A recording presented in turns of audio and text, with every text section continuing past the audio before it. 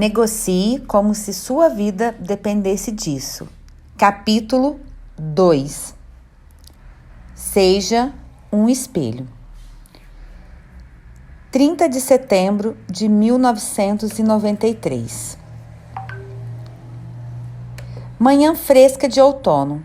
Por volta de 8h30, o alarme dispara quando dois assaltantes mascarados invadem o Chase Manhattan Beck, na esquina da 7ª Avenida com a Rua Cajon, no Brooklyn, Nova York. Dentro estão apenas duas funcionárias do caixa e um segurança de 60 anos desarmado. Os assaltantes agridem o homem na cabeça com uma 357, arrastam-no para o banheiro masculino e o trancam ali. Uma das funcionárias recebe o mesmo tratamento, agressão com pistola. Então um dos assaltantes se volta para a outra funcionária, põe o cano na arma dentro da boca dela e puxa o gatilho, clique. Nada acontece. A câmara estava vazia. O próximo disparo será real, diz o assaltante. Agora abra o cofre. Um assalto a banco com reféns. Acontece o tempo todo nos filmes, mas fazia quase 20 anos que não ocorria em Nova York. A cidade com mais trabalho de negociação de reféns nos Estados Unidos. Foi a primeira operação para libertar reféns que encarei de frente, sob forte pressão. Eu vinha treinando para isso havia 1 ano e meio, mas ainda não tivera a oportunidade de usar minhas novas habilidades. Para mim, 1993 estava se mostrando um período movimentado e incrível, trabalhando na força-tarefa conjunta contra o terrorismo do FBI. Eu já tinha participado como agente de um caso de investigação que impediram um plano de detonar bombas nos túneis Holland e Lincoln, na ONU e na Federal Plaza 26, a sede do FBI, em Nova York. Chegamos justo quando terroristas estavam preparando bombas em um esconderijo. Os conspiradores estavam associados a uma célula egípcia ligada ao Sheik Sego, que mais tarde seria considerado culpado de planejar a trama que descobrimos. Um assalto a banco poderia parecer pouca coisa depois de arruinarmos um plano terrorista, mas àquela altura eu já tinha percebido que as negociações seriam minha paixão por toda a vida. Eu estava ansioso para pôr à prova minhas novas habilidades. Além disso, aquela situação nada tinha de simples. Quando recebemos o chamado, meu colega Charlie Belden e eu corremos para o local. Saímos rapidamente de Crown Victoria preto dele e seguimos para o posto de comando. Toda a cavalaria apareceu dessa vez. A NYPD, FBI, SWAT, todos os músculos e toda a sabedoria das polícias contra o desespero insensato de uma dupla de assaltantes de banco que aparentemente não tinha a menor ideia do que fazer. A polícia de Nova York, atrás de uma parede de caminhões e viaturas pintadas de azul e branco, instalara-se de outro lado da rua, dentro de outro banco. Os membros da SWAT, espiando através de miras de fuzis dos telhados de prédios próximos, apontavam suas armas para a frente do banco e as portas de trás. Suposições cegam, hipóteses guiam. Bons negociadores, quando atuam, sabem que precisam estar preparados para possíveis surpresas. Grandes negociadores têm certeza de que essas surpresas surgirão e procuram usar suas habilidades para revelá-las. A experiência ensinou a eles que é sempre melhor imaginar múltiplas hipóteses sobre a situação, sobre a intenção do interlocutor, sobre toda uma série de variáveis ao mesmo tempo. Presentes no momento e alertas, eles usam todas as novas informações que chegam para testar e separar as hipóteses verdadeiras das falsas. Em uma negociação, cada nova revelação psicológica ou informação adicional anuncia um passo à frente e permite descartar uma hipótese em favor de outra. É preciso envolver-se no processo com a mente aberta. Seu objetivo no início é extrair e observar tantas informações quanto possível. O que, aliás, é um dos motivos pelos quais as pessoas realmente inteligentes quase sempre têm dificuldade para ser negociadoras.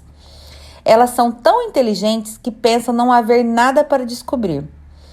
Com bastante frequência, as pessoas acham mais fácil se ater ao que acreditam, utilizando o que ouviram ou as próprias inclinações. Elas costumam fazer suposições sobre os outros antes mesmo de conhecê-los. Chegam a ignorar as próprias percepções para que se adaptem a conclusões prévias. Essas suposições sujam nossas janelas de percepção no mundo, mostrando-nos uma versão imutável e muitas vezes equivocada da situação.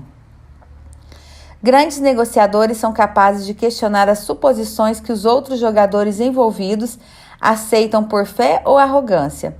Assim, permanecem emocionalmente mais abertos a todas as possibilidades e intelectualmente mais ágeis em uma situação fluida.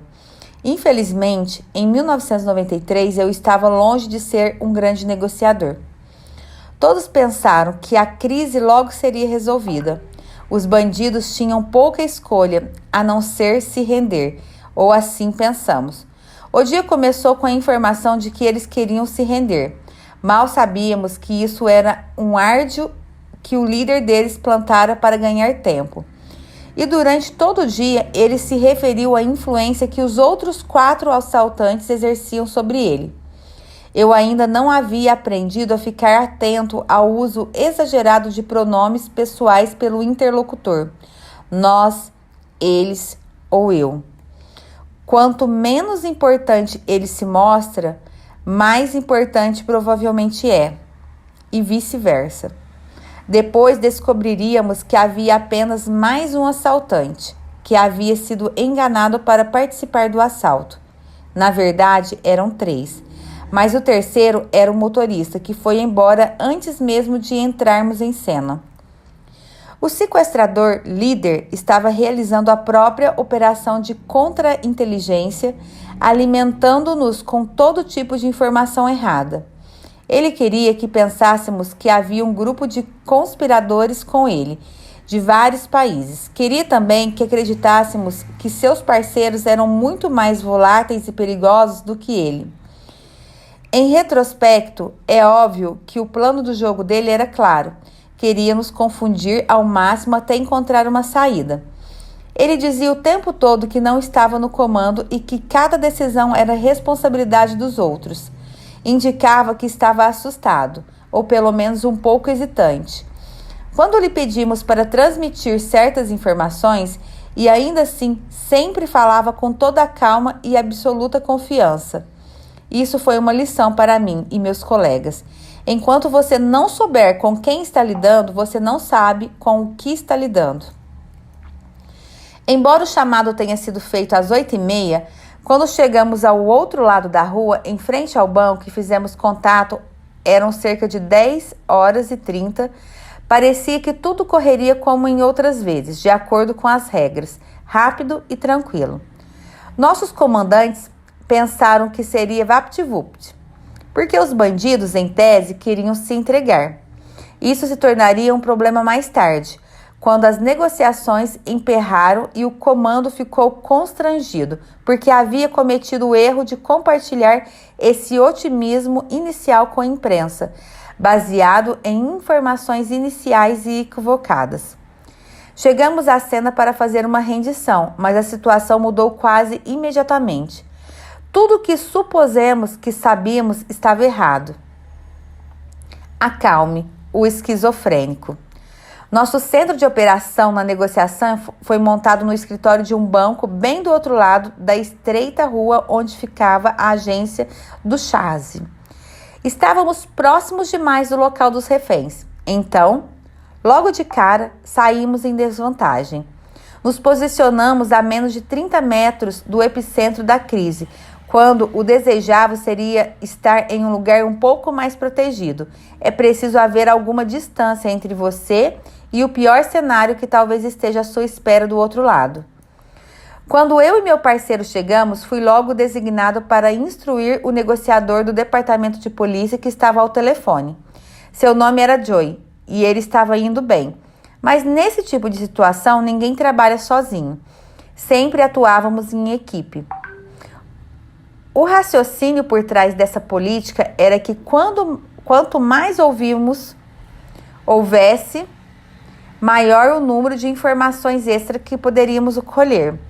Em alguns impasses, tínhamos até 5 pessoas na linha analisando as informações em tempo real e oferecendo dados e orientação ao nosso homem ao telefone. E era assim que tínhamos nos organizado ali. Joey assumir a liderança e mais 3 ou 4 de nós escutávamos a conversa telefônica, tomando notas e tentando dar sentido a uma situação confusa. Alguém estava tentando avaliar o humor do bandido que assumira a liderança e outra pessoa estava escutando em busca de pistas ou falas que pudessem nos oferecer uma leitura melhor do que estávamos enfrentando, e assim por diante. Alunos meus resistem a essa prática perguntando: sério? Você realmente precisa de toda uma equipe para ouvir alguém? O fato de o FBI ter chegado a essa conclusão, digo a eles, deveria fazer soar um alarme. É muito difícil fazer uma boa escuta. Qualquer coisa nos distrai. Realizamos uma escuta seletiva, ouvindo apenas o que queremos ouvir.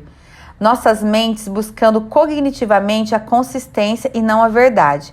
E isso é apenas o começo.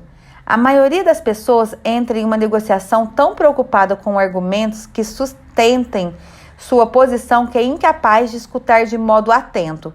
Em um dos artigos de pesquisas mais citados em psicologia, George A. Miller apresenta de maneira convincente a ideia de que podemos processar apenas 7 informações em nossa mente consciente em qualquer momento determinado. Em outras palavras, ficamos facilmente sobrecarregados. Para pessoas que veem a negociação como uma batalha de pontos de vista, são as vozes em sua mente que a sobrecarregam. Quando não estão falando, elas estão pensando em seus argumentos. E quando estão falando, estão produzindo esses argumentos. É comum que os dois lados estejam fazendo exatamente isso, criando o que chamo de estado de esquizofrenia. Todos apenas ouvindo a voz interior e ouvindo mal, porque estão fazendo outras 7 ou 8 coisas simultaneamente. Pode parecer que há apenas 2 pessoas na conversa, mas é como se fossem 4, todas falando ao mesmo tempo.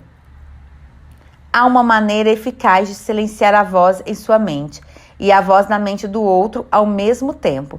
Trate 2 esquizofrênicos com apenas um remédio, em vez de priorizar o seu argumento. Na verdade, em vez de pensar em qualquer coisa que dirá, transforme a outra pessoa e o que ela tem a dizer em seu único foco.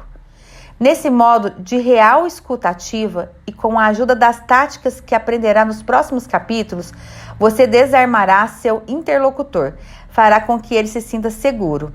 A voz na cabeça dele começará a silenciar. O objetivo é identificar do que seus interlocutores de fato precisam, uma necessidade monetária, emocional ou de qualquer outro tipo, e deixá-los seguros o bastante para falar um pouco mais sobre o que querem. O que eles querem levará você a descobrir do que precisam. É fácil falar sobre o que se quer. Representa a aspiração de fazer as coisas do seu jeito e sustenta qualquer ilusão de controle que temos quando começamos a negociar. Já a necessidade implica sobrevivência, o mínimo de que precisamos para agir, e, portanto, nos tornam vulneráveis. Mas nós não começamos pelo que se quer, nem pelo que se necessita. Começamos escutando, dando um crédito a outra pessoa, validando suas emoções e estabelecendo confiança e segurança suficientes para dar início a uma conversa de verdade. Estávamos longe desse objetivo com o líder dos assaltantes ao telefone.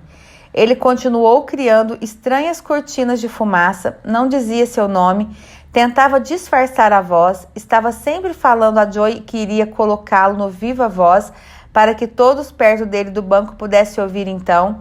Abruptamente anunciava que poria Joey em espera e desligava. A toda hora pedia uma van, afirmando que ele e seus parceiros precisavam de um carro para seguirem com os reféns até um local na vizinhança onde se renderiam. Foi assim que começou a conversa absurda da rendição. mas é claro que não era um plano de rendição, e sim de fuga. No fundo de sua mente, esse cara pensava que de algum modo poderia deixar o banco sem ser preso. E agora que seu motorista fugira do local, ele precisava de acesso a um veículo. Depois que tudo acabou, outros detalhes se tornaram claros. Não éramos os únicos para quem ele havia mentido. Aparentemente, esse líder assaltante não havia informado a seus parceiros que iria assaltar um banco naquela manhã. Descobriu-se que ele transportava valores para o banco e que seus parceiros estavam achando que arrombaria o caixa eletrônico. Não havia concordado em fazer reféns. Então, entendemos que, de certa maneira, eles também eram reféns. Foram apanhados em uma situação ruim que não previram. E no fim foi essa desconexão entre os assaltantes que nos ajudou a dividi-los e pôr fim ao impasse. Devagar. O líder queria que acreditássemos que ele e seus parceiros estavam tratando bem os reféns. Mas, na realidade, o guarda de segurança estava fora de ação e a outra funcionária do caixa havia se refugiado no porão do banco. Sempre que Joe dizia que queria falar com os reféns, o assaltante se esquivava e simulava uma atividade frenética dentro do banco, chegando ao ridículo de nos dizer quanto tempo e energia ele e seus comparsas estavam gastando para cuidar bem dos prisioneiros. Com muita frequência, o líder alegava esse motivo para pôr Joe em espera ou para encerrar uma ligação. Ele dizia: as meninas precisam ir ao banheiro, ou as meninas querem ligar para suas famílias, ou ainda, as meninas querem pegar algo para comer.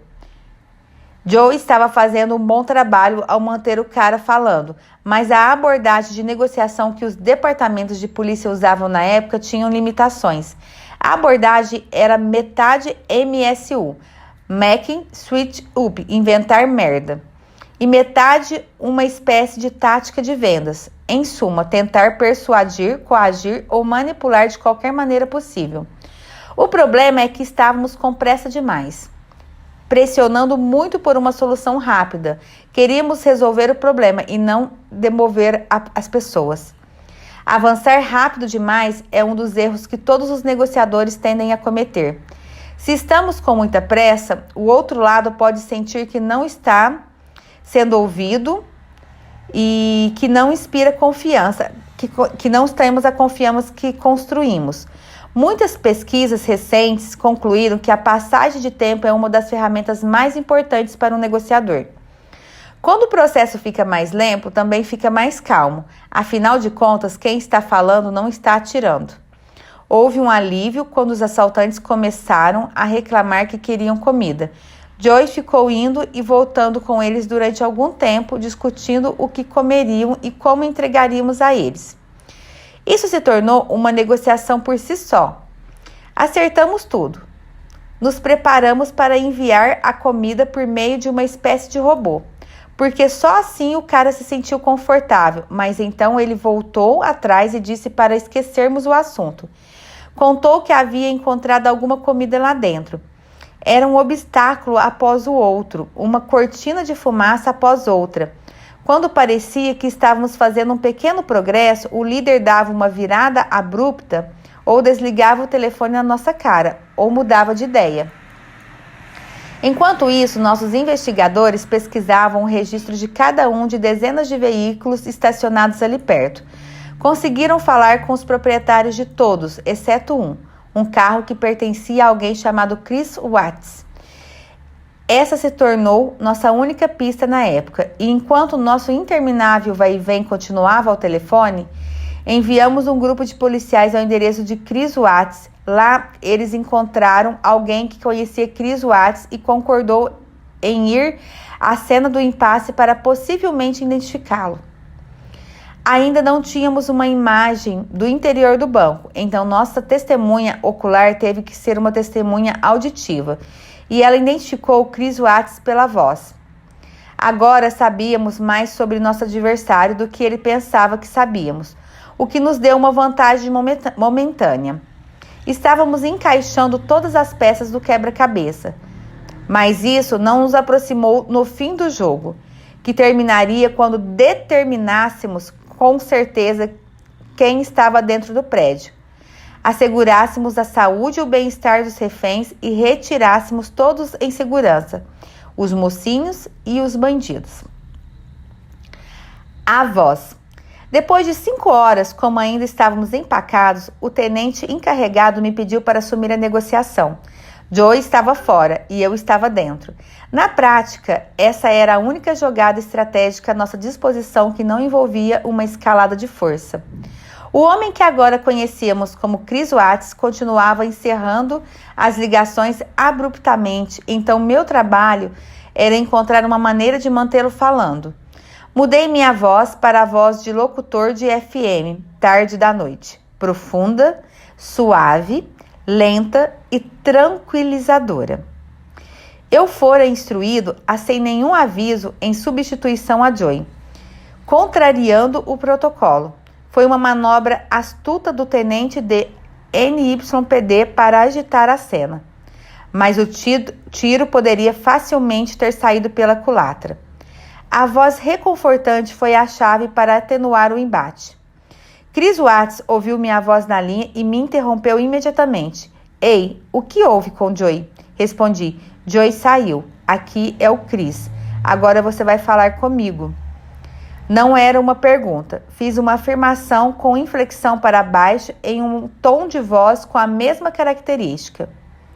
A melhor maneira de descrever uma voz de locutor de FM tarde da noite é como a voz da calma e da razão.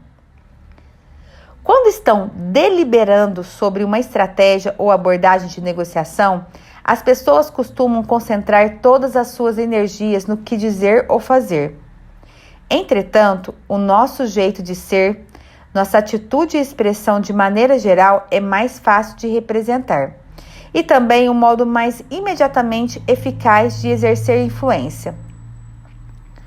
Nosso cérebro não apenas processa e entende as ações e palavras dos outros, mas também seus sentimentos e intenções, o significado social do comportamento e das emoções deles.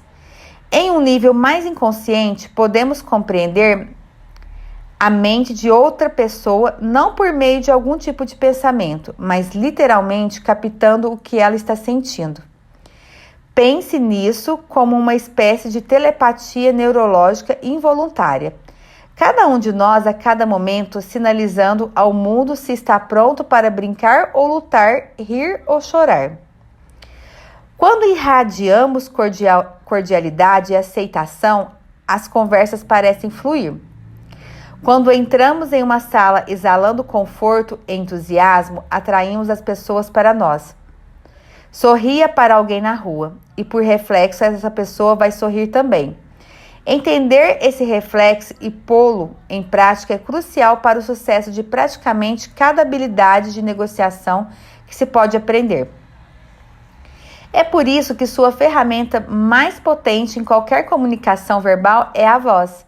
Você pode usá-la para intencionalmente alcançar o cérebro de alguém e mudar o interruptor emocional de desconfiar para confiar, de nervoso para calmo, e um instante o interruptor mudará para a expressão desejada. Existe basicamente 3 tons de voz que negociadores podem usar. A voz de locutor de FM tarde da noite, a voz positiva brincalhona e a voz direta ou assertiva. Esqueça a voz assertiva por enquanto. Exceto em circunstâncias muito raras, usá-la é como dar uma bofetada no próprio rosto enquanto se tenta avançar. É uma sinalização de dominância que, de maneira agressiva ou passivo-agressiva, induzirá o interlocutor a repelir as tentativas de ser controlado. A maioria das vezes, o melhor é usar a voz positiva e brincalhona. É a voz de uma pessoa tranquila, agradável, com uma atitude leve e encorajadora. A chave aqui é relaxar e sorrir enquanto estiver falando. Um sorriso, mesmo quando se está ao telefone, tem um impacto tonal que será captado do outro lado da linha. Os efeitos dessas vozes são comuns a todas as culturas e sempre compreendidos. Durante férias na Turquia com sua namorada, um dos instrutores do The Bank Swan Group ficou perplexo, até um ponto constrangido por sua parceira conseguir os melhores preços pechinchando nas vielas dos mercados de especiarias de Istambul. Para os comerciantes de tais mercados em todo o Oriente Médio, regatear é uma forma de arte. Eles desenvolveram uma inteligência emocional afiada e usam de hospitalidade e amabilidade para atrair o cliente e criar uma reciprocidade que resulte em uma compra. Mas isso funciona nos dois sentidos, como nosso instrutor descobriu observando sua namorada em ação.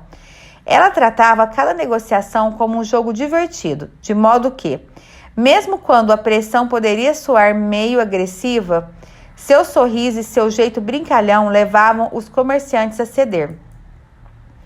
Quando as pessoas se acham em um estado de espírito positivo, pensam mais rapidamente e tendem a colaborar e a resolver problemas em vez de lutar e resistir.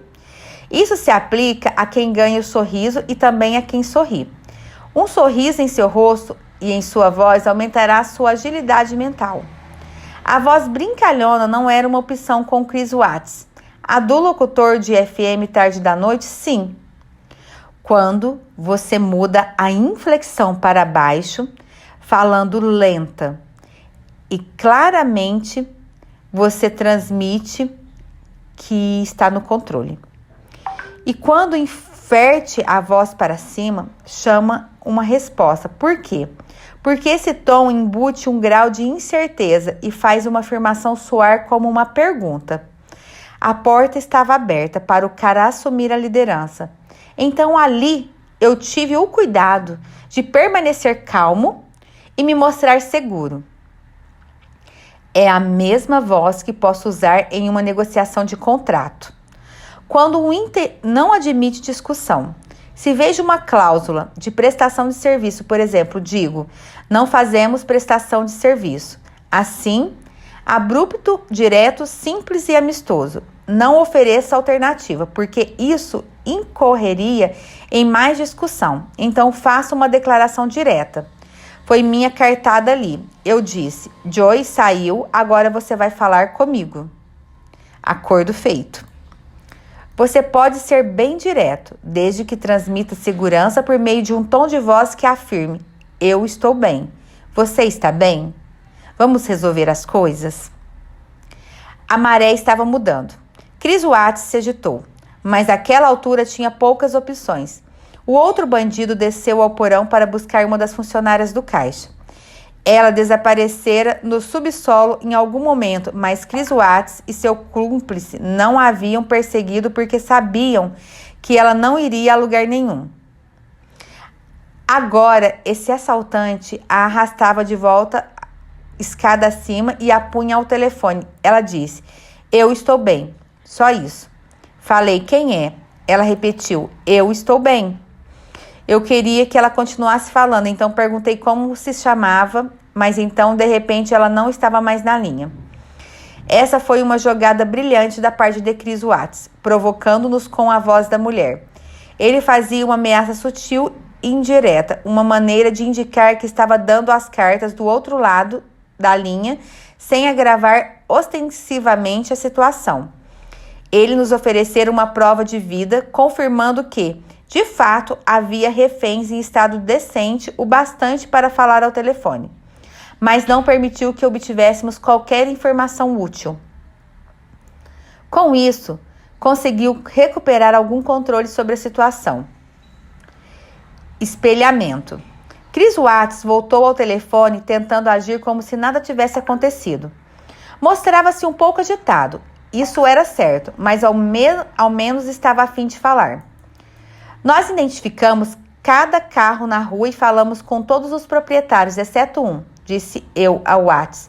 Temos uma van aqui fora, uma van azul e cinza. Descobrimos que são os proprietários de todos os veículos, exceto esse em particular. Você sabe alguma coisa sobre isso? O outro veículo não está lá porque vocês afugentaram meu motorista, respondeu ele impulsivamente. Nós afugentamos seu motorista? Espelhei. Bem, Quando ele viu a polícia, caiu fora. Nós não sabemos nada sobre esse cara. Era ele quem estava dirigindo a van? Perguntei. O espelhamento entre mim e o Watts continuou e ele admitiu vários pontos que o prejudicavam. Começou a vomitar informações, que é o modo como agora nos referimos a situações assim em minha empresa de consultoria. Ele falou sobre um cúmplice do qual não tínhamos qualquer conhecimento na hora. Esse diálogo nos ajudou a localizar o motorista do carro de fuga. O espelhamento, também chamado de isopraxismo, é, em essência, uma imitação. É outro neurocomportamento que os humanos e outros animais apresentam. Consiste em copiar a atitude do outro para lhe oferecer algum conforto. Isso pode ser feito com padrões de fala, linguagem corporal, vocabulário, ritmo e tom de voz. Em geral, é um comportamento inconsciente. Raramente percebemos que está acontecendo, mas indica que as pessoas estão criando vínculos em sincronia e estabelecendo o tipo de entendimento que leva à confiança. É um fenômeno e agora uma técnica que segue um princípio biológico elementar mais profundo. Tememos o diferente e somos atraídos pelo que é semelhante. Como diz o ditado, pássaros da mesma plumagem voam juntos. O espelhamento, portanto, quando praticado de maneira consistente, é a arte de insinuar semelhança. Confie em mim, você e eu somos iguais, indica um espelho para o inconsciente do outro.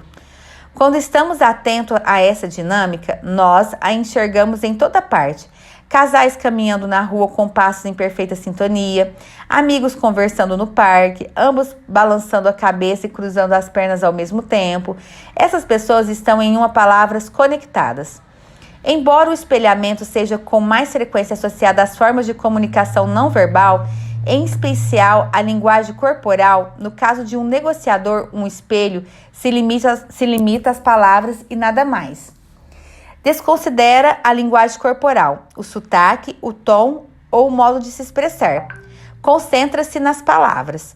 Isso é quase risivelmente simples. Para o FBI, um espelho é quando você repete as últimas 3 palavras, ou a palavra fundamental em um grupo de 3, que alguém acabou de dizer.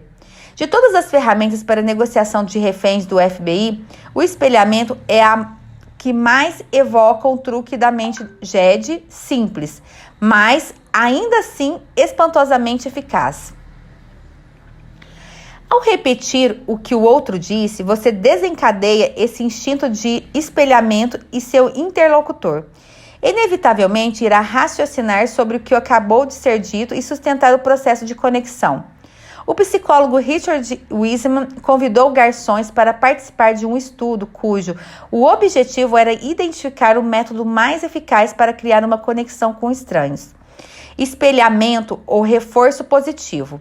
Um grupo de garçons ficou com a técnica do reforço positivo em resposta a cada pedido.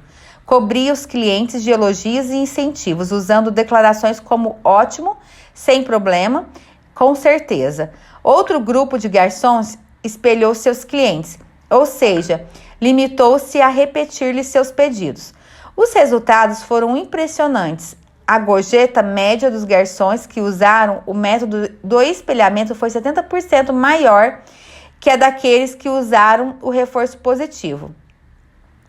Decidi que era hora de atingi-lo com seu nome, de mostrar que sabíamos quem ele era. Eu disse, tudo tem um veículo aqui fora e está registrado em nome de Chris Watts. Tudo bem? Retorquiu ele, sem revelar nada. Continuei. Ele está aí? É você? Você é o Chris Watts? Foi uma pergunta estúpida, um erro. Para um espelho ser eficaz, você tem que deixá-lo ali fazendo o seu trabalho. Ele precisa de um pouco de silêncio. Eu atropelei meu espelho. Assim que disse isso, quis voltar atrás. Você é Chris Watts? Que diabos esse cara poderia responder? É claro que ele disse não. Eu fizera uma jogada tola e dera a Chris Watts uma saída para se esquivar do confronto. Mas ele ficou agitado. Então ele tinha certeza do anonimato. Qualquer que fosse a fantasia que estivesse passando por sua cabeça, havia uma alternativa para ele. Um botão de começar do zero. Agora, Chris Watts pensava diferente. Eu me contive. Fui mais devagar e dessa vez calei a boca. Depois do espelho, eu disse: Não? Você respondeu: Tudo bem? Ele estava nas minhas mãos. Pensei, seu tom de voz se elevou e ele deixou escapar algumas coisas, vomitando mais informações. Ficou tão desconcertado que, a certa altura, parou de falar comigo. De repente, seu cúmplice, que mais tarde soubemos tratar-se de Bob Goulding, tomou o lugar dele ao telefone. Até então, não conhecíamos esse segundo assaltante. Sabíamos o tempo todo que Chris Watts não estava agindo sozinho, mas não tínhamos uma boa leitura sobre quantas pessoas participavam do assalto. De repente, seu cúmplice involuntário assumiu a ligação, pensando que Joey, o primeiro negociador, ainda estava do outro lado da linha. Soubemos disso porque ele ficou me chamando de Joey, o que nos mostrou que estava na jogada havia tempos, mas de alguma forma não estava envolvido enquanto o impasse se arrastava. No mínimo, a desconexão entre eles me informou que aqueles caras não estavam exatamente de acordo, mas não me apressei em corrigi-lo.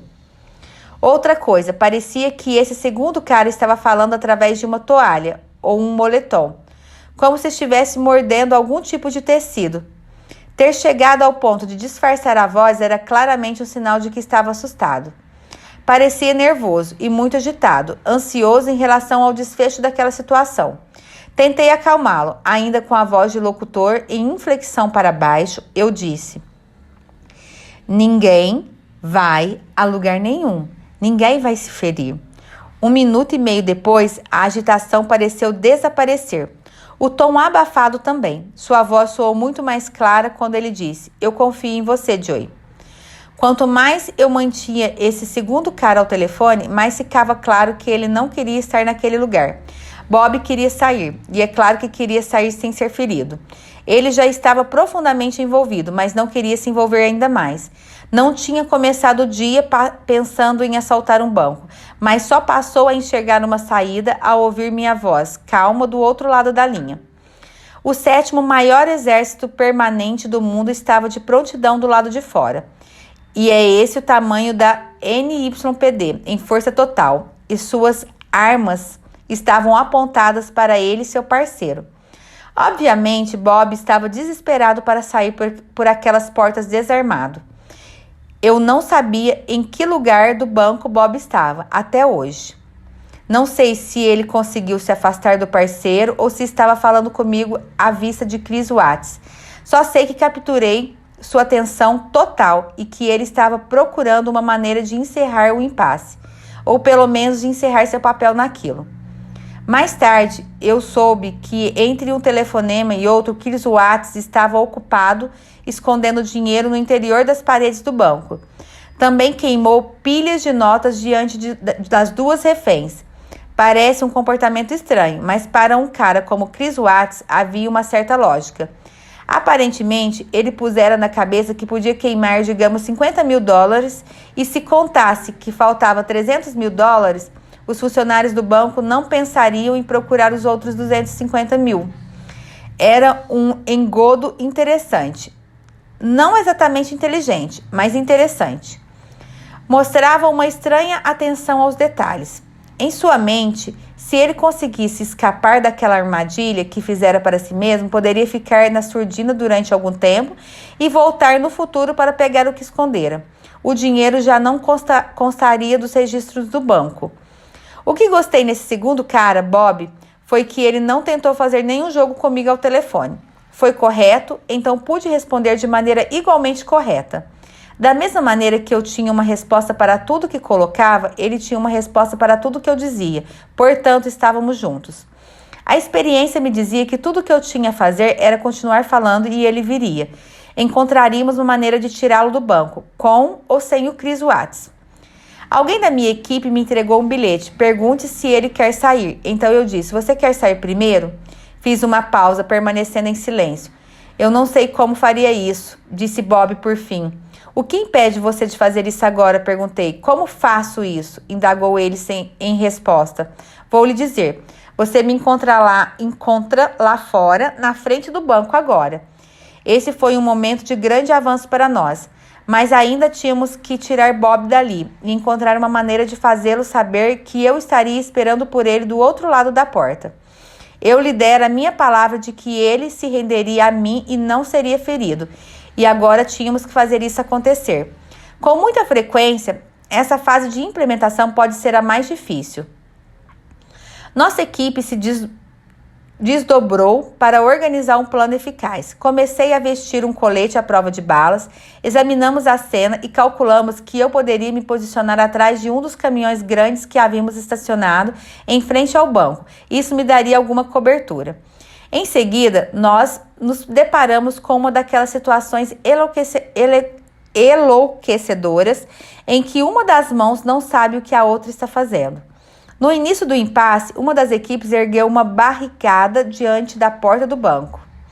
Uma precaução para evitar que os assaltantes fugissem. Todos nós sabíamos disso, é claro, mas quando chegou a hora de Bob se entregar e sair pela porta, foi como se nossos cérebros tivesse entrado no modo pausa. Ninguém da equipe da SWAT pensou em lembrar de alguém da equipe de negociação esse detalhe significativo.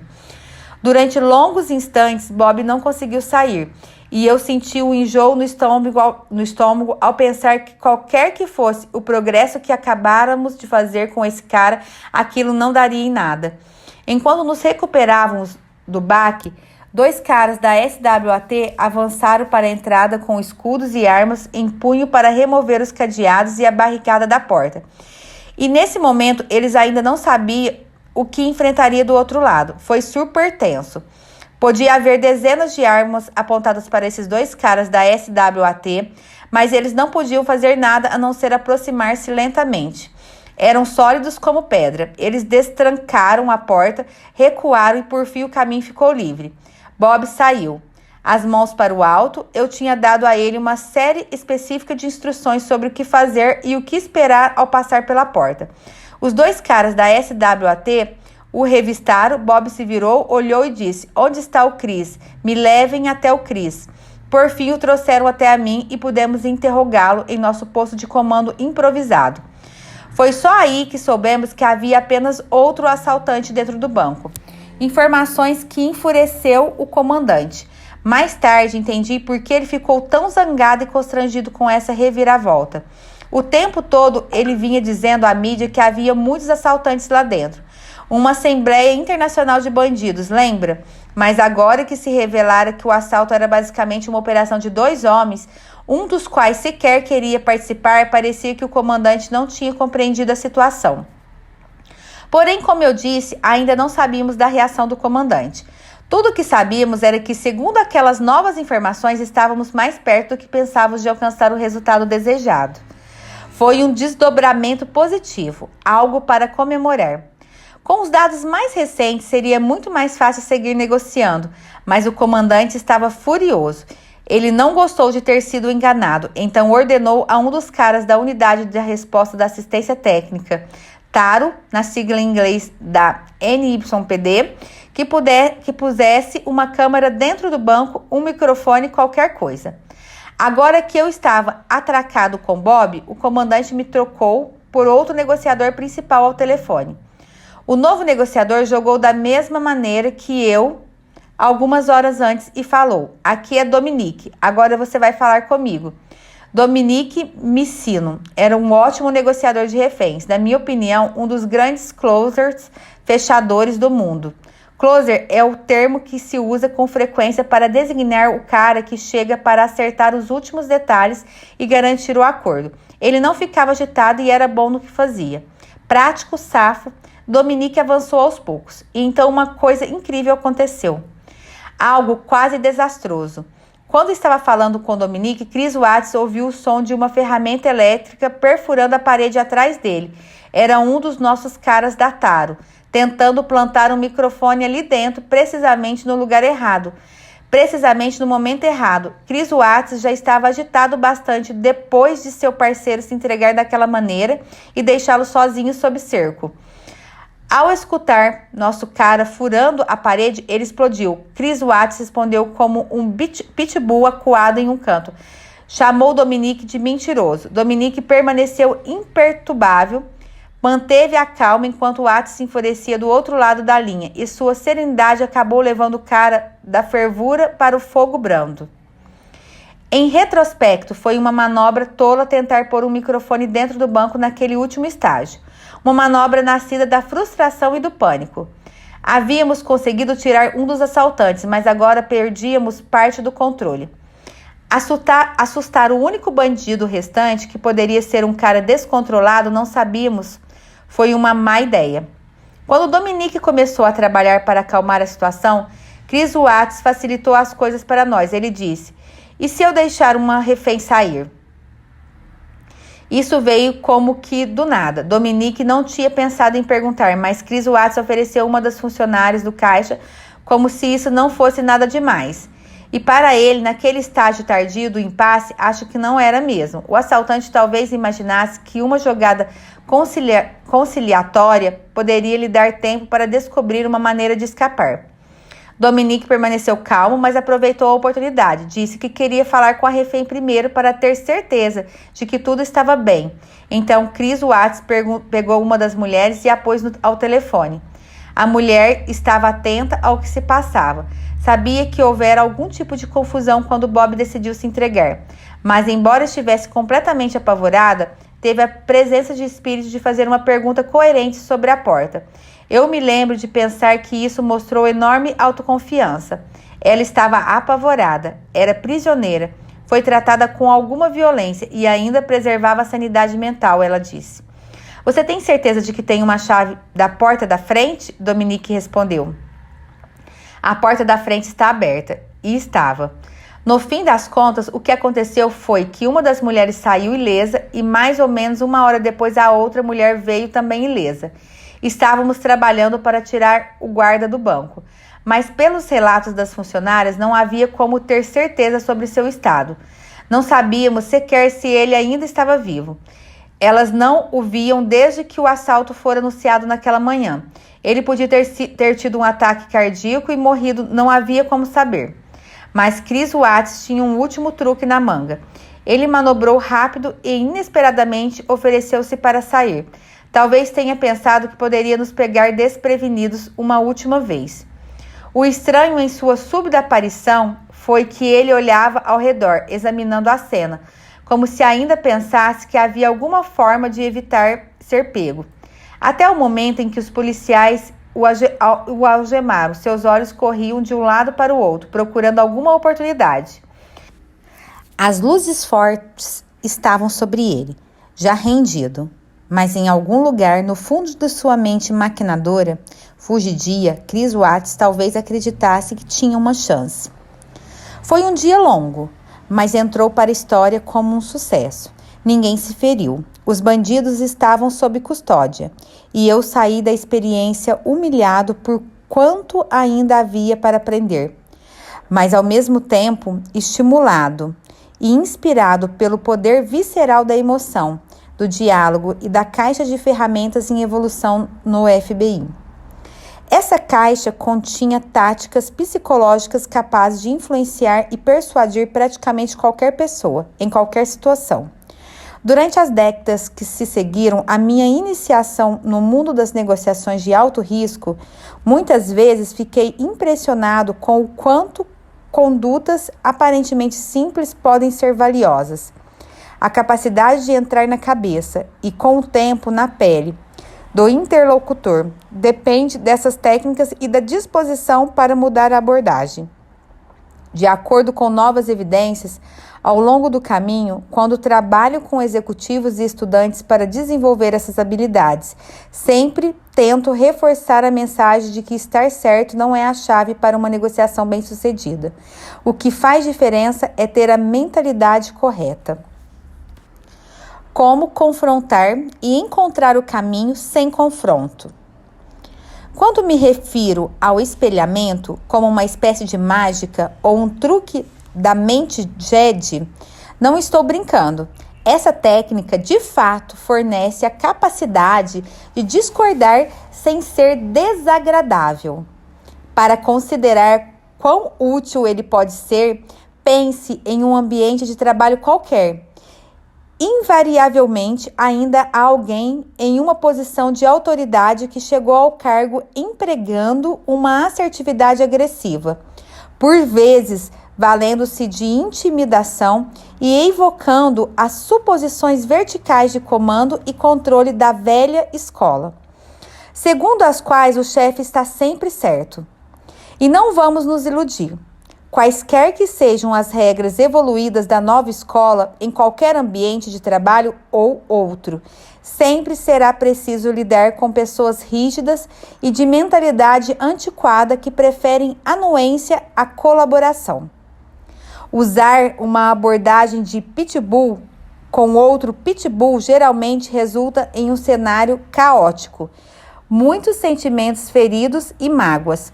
Por sorte, há outra saída para esse imbróglio. Basta seguir esses passos simples. 1.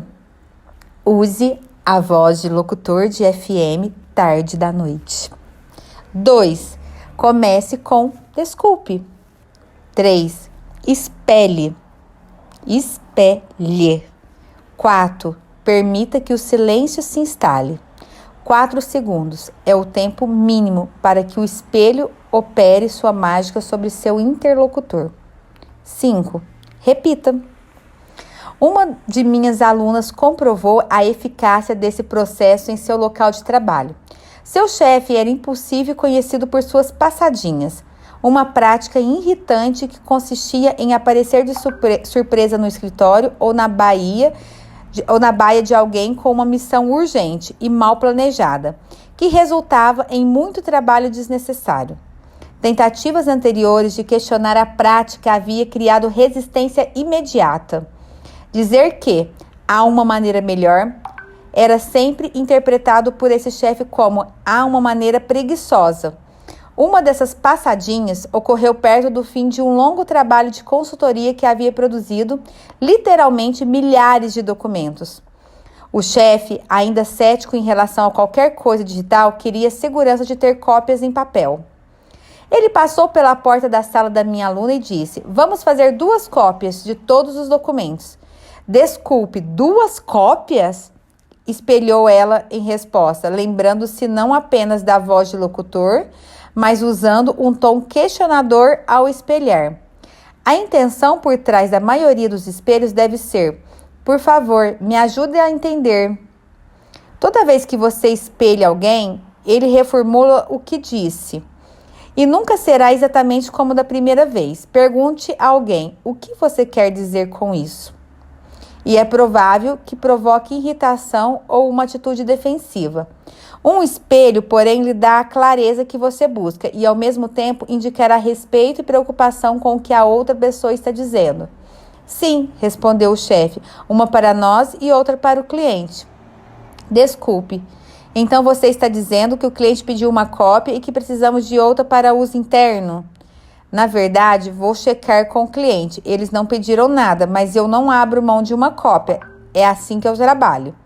"Com certeza", respondeu ela. "Obrigada por checar com o cliente. Onde você gostaria de guardar a cópia interna?" "Não há mais espaço na sala de arquivos." "Tudo bem, você pode guardar em qualquer lugar", disse ele, agora ligeiramente perturbado. "Em qualquer lugar?" espelhou ela outra vez, com uma preocupação calma. Quando o tom de voz ou a linguagem corporal do outro é incompatível com as palavras, um bom espelho pode ser particularmente útil. A pergunta levou o chefe a fazer uma longa pausa, algo bastante incomum. Minha aluna esperava em silêncio. "Na verdade, você pode pôr no meu escritório", disse ele com mais tranquilidade do que demonstrar ao longo de toda a conversa. "Vou pedir ao novo assistente para imprimir isso para mim depois que o projeto estiver pronto. Por hora, faça apenas 2 backups digitais." Um dia depois, o chefe lhe enviou um e-mail que dizia apenas: 2 backups digitais são suficientes.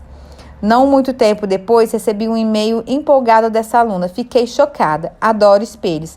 Me pouparam uma semana de trabalho. Você ficará meio constrangido ao tentar o espelhamento pela primeira vez. Essa é a única parte difícil. A técnica exige um pouco de prática. Depois que pegar o jeito, porém, ele se tornará um canivete suíço Porém, depois ele se tornará um canivete suíço da negociação, útil em praticamente todos os ambientes profissionais e sociais. Lições-chave. A linguagem da negociação é, sobretudo, uma linguagem de conversa e compreensão. Uma maneira de estabelecer relações rapidamente é levar as pessoas a falar e pensar juntas. É por isso que, se você perguntar sobre os maiores negociadores de todos os tempos, tenho uma surpresa. Pense em Oprah Winfrey. Seu estilo merece ser estudado porque Oprah é uma mestra. Em seguida de um palco, cara a cara com alguém que ela nunca viu. Diante de um estúdio lotado por centenas de pessoas e com milhões assistindo em casa, ela enfrenta todos os dias o desafio de persuadir aquela pessoa diante dela, às vezes contra sua vontade ou seus interesses, a falar e falar até compartilhar seus segredos mais profundos e obscuros, reféns aprisionados em sua mente durante toda a sua vida.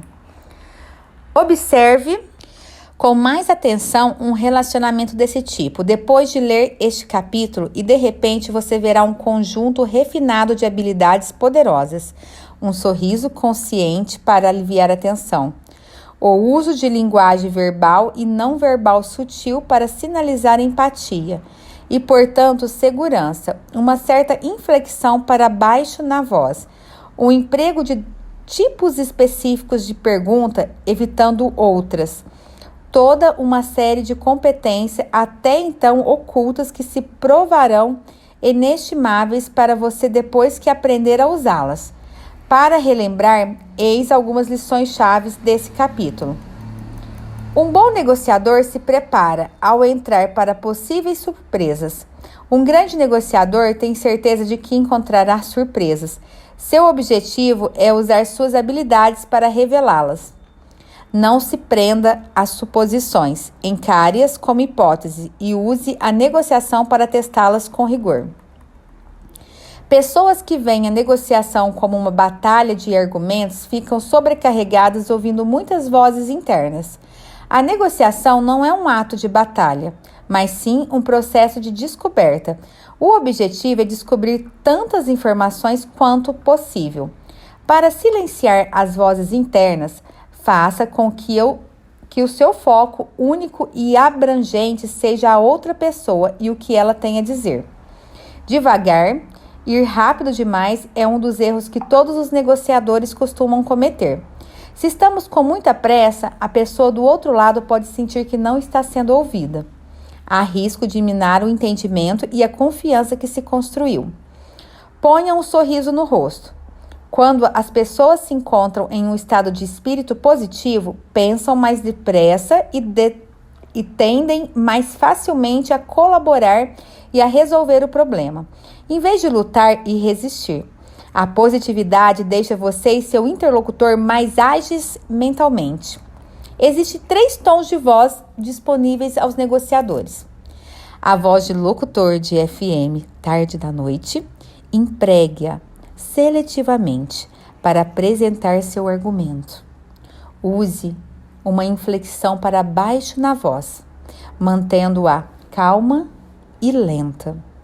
Quando você faz isso da maneira correta, cria uma aura de autoridade e confiança, sem deixar o outro na defensiva. 2. A voz positiva e brincalhona deve ser sua voz padrão. É o tom de uma pessoa tranquila, agradável, sua atitude é leve e encorajadora. O segredo aqui é relaxar e sorrir enquanto está falando. 3. A voz direta e assertiva, raramente usada, causará problemas e criará resistência. Espelhos fazem mágica. Repita as 3 últimas palavras, ou a palavra crucial entre as 3, que alguém acabou de dizer. Tememos o diferente e somos atraídos pelo que é semelhante. O espelhamento é a arte de insinuar semelhança, o que facilita a criação de laços emocionais.